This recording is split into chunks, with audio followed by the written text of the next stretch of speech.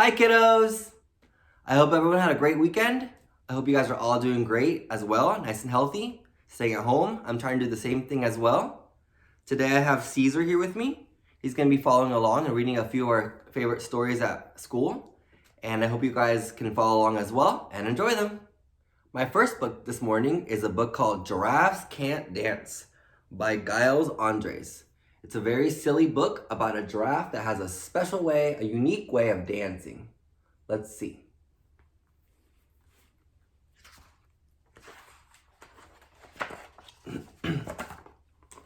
Gerald was a tall giraffe whose neck was long and slim, but his knees were awfully crooked and his legs were rather thin. Look at Gerald the giraffe, so tall.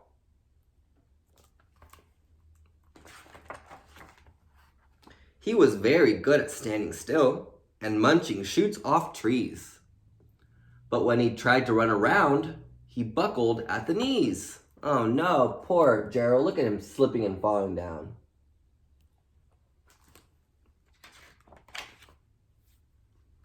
Now every year in Africa, they hold the jungle dance, where every single animal turns up to skip and prance.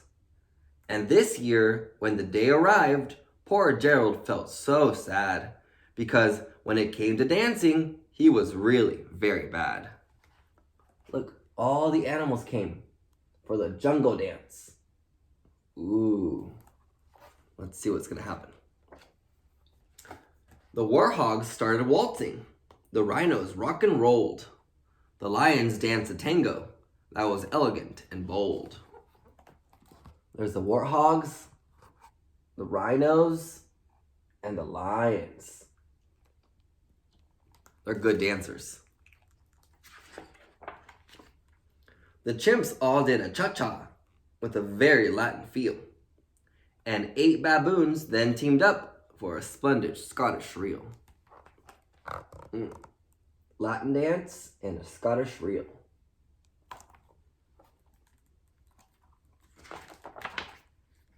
Gerald swallowed bravely as he walked towards the floor. But when the lions saw him coming, they soon began to roar. Hey, look at clumsy Gerald, the animals all sneered. Giraffes can't dance, you silly fool. Oh, Gerald, you're so weird. Oh no, everyone's laughing at Gerald because he wants to dance. Poor Gerald. Gerald simply froze up. He was rooted to the spot. They're right, he thought. I'm useless. Oh, I feel like such a clot. So he crept off from the dance floor and he started walking home. He'd never felt so sad before. So sad and so alone. Well, that's not very nice. Everyone was laughing at Gerald. And he got really sad. That's not very nice. Let's see.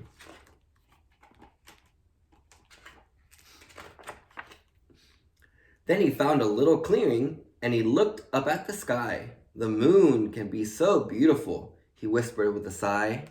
Excuse me, coughed the cricket who'd seen Gerald earlier on, but sometimes when we are different, you just need a different song. Look, there's Gerald looking at the moon, and there's a little cricket.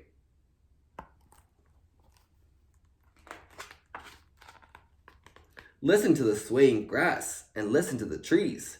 To me, the sweetest music is those branches in the breeze. So imagine that the lovely moon is playing just for you. Everything makes music if you really want it to. That's a really wise little cricket.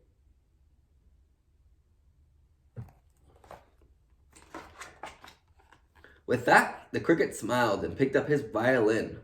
Then Gerald felt his body do the most amazing thing. His hooves had started shuffling, making circles on the ground. His neck was gently swaying, and his tail was swishing round. Gerald's starting to dance.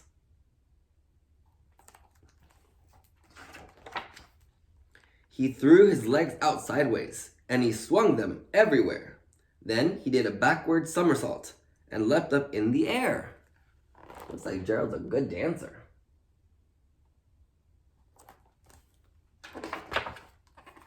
Gerald felt so wonderful, his mouth was open wide. I am dancing! Yes, I'm dancing! I am dancing, Gerald cried. Look how happy Gerald is. He's dancing. Then, one by one, each animal who'd been there at the dance arrived while Gerald boogied on and watched him, quite entranced. They shouted, "It's a miracle! We must be in a dream. Gerald's the best dancer that we've ever seen." Look, now all the animals are watching Gerald dance, and they're so amazed. How did you learn to dance like that? Please, Gerald, tell us how. But Gerald simply twirled around and finished with a bow.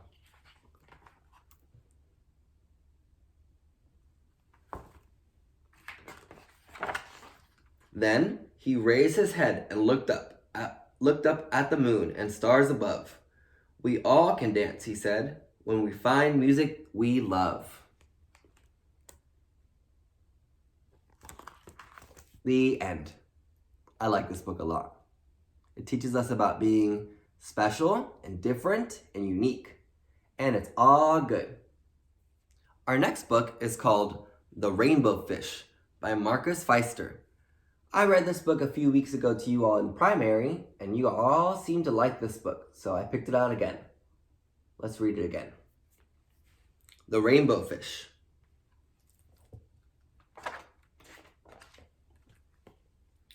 A long way out in the deep blue sea, there lived a fish. Not just an ordinary fish, but the most beautiful fish in the entire ocean. His scales were every shade of blue and green and purple, with sparkling silver scales among them. Look how shiny he is.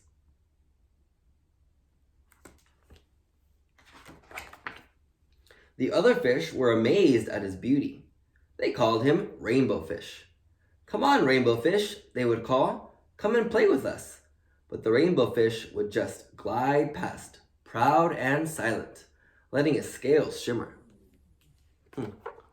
Looks like everyone wants to play with him, but maybe he doesn't feel like playing right now. One day, a little blue fish followed after him. "Rainbow Fish," he called, "wait for me. Please give me one of your shiny scales. They are so wonderful, and you have so many."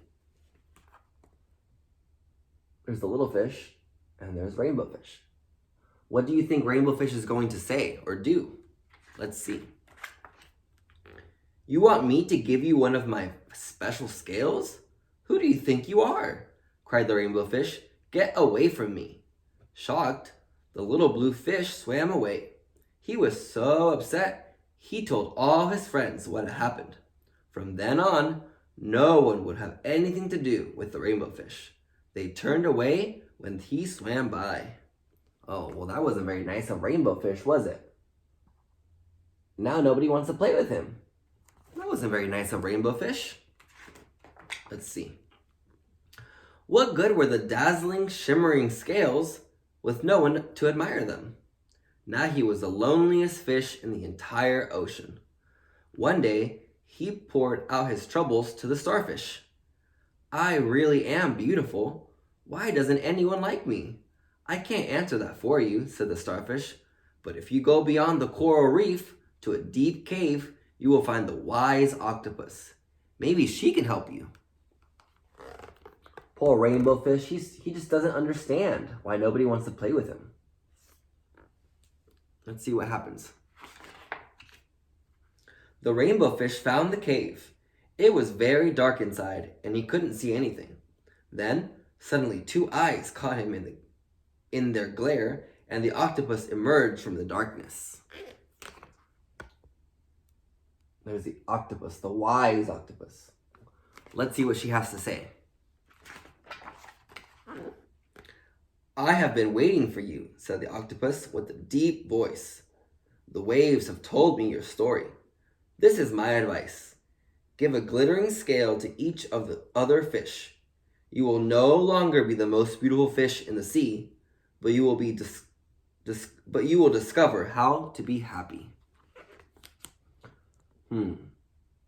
So she said, you have to give your scales away and then you'll discover how to be happy. Let's see.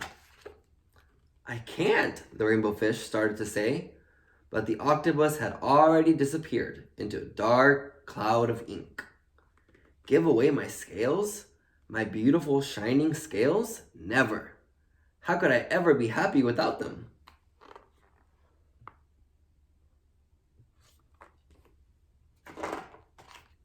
Suddenly, he felt the light touch of a fin. The little blue fish was back. Rainbow fish, please don't be angry. I just want one little scale. The rainbow fish wavered. Only one very, very small shimmery scale, he thought. Well, maybe I wouldn't miss just one. Oh, looks like he's gonna share now. Let's see. Carefully, the rainbow fish pulled out the smallest scale and gave it to the tiny fish. Thank you very much, the little blue fish blubbered playfully as he tucked the shiny scale in among his other blue ones. A rather peculiar feeling came over the rainbow fish. For a long time, he watched the little blue fish swim back and forth with his new scale glittering in the water. So he shared a scale, and the rainbow fish started to feel happy.